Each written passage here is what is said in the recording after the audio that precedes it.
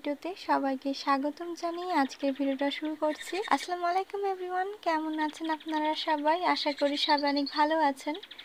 আমরা আলহামদুলিল্লাহ ভালো আছি। রোদ্র আকাশ এখানে মরিচের বীজ ফেলেছিল, তো এই বীজ থেকে গাছ বেরিয়েছে। তো রোদ্র আকাশ অনেক যত্ন করছে গাছগুলোকে। রোদ্র আকাশ গাছগুলোতে পানি দিয়ে দিচ্ছে। আজকে রোদ্র আকাশ অ্যাকোয়ারিয়াম পরিষ্কার করবে, তো মাছগুলোকে প্রথমে বের করে নিচ্ছে।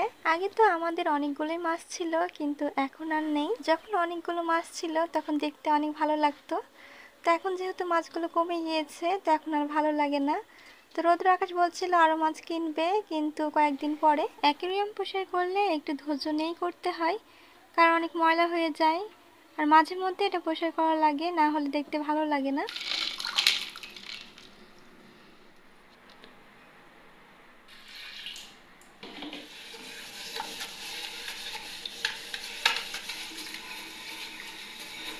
এই পাথরগুলো অনেক ময়লা হয়ে গিয়েছিল, তো এখন পাউডার দিয়ে পরিষ্কার করে নিবে।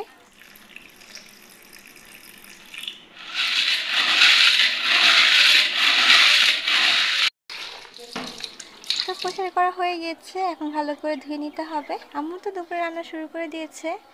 আজকে ছোট আলু ভাজি করা হচ্ছে। এই চা পাতিগুলো গাছে দেওয়া হবে। আমাদের তো প্রতিনিয়ত গাছে চা পাতি দেওয়া হয়। প্রতিনিয়ত গাছে চা পাতি দিলে গাছগুলো অনেক সুন্দর হয়। আজকে আলু ভর্তা করা হবে। তো এদিকে তো ভাজি করাই হচ্ছে। ভর্তার জন্য পেঁয়াজ কেটে নেওয়া হয়েছে। তো আজকে শুকনো মরিচ দিয়ে ভর্তা করা হবে। 2 দিন থেকে বিকেলের সময় অনেক মেঘ উঠছে, কিন্তু পরে আর বৃষ্টি হচ্ছে না।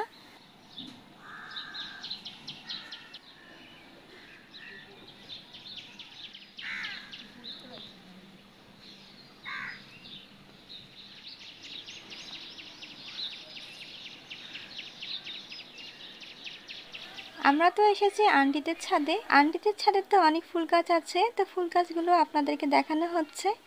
তো আমরা তো সবাই অনেক ফুল পছন্দ করি, তো সেজন্য আপনাদেরকে ফুল দেখানো হয়। এই ফুলটা দেখতে অনেক ভালো লাগছিল। আন্টিদের পেয়ারা গাছে এবারও অনেক পেয়ারা এসেছে।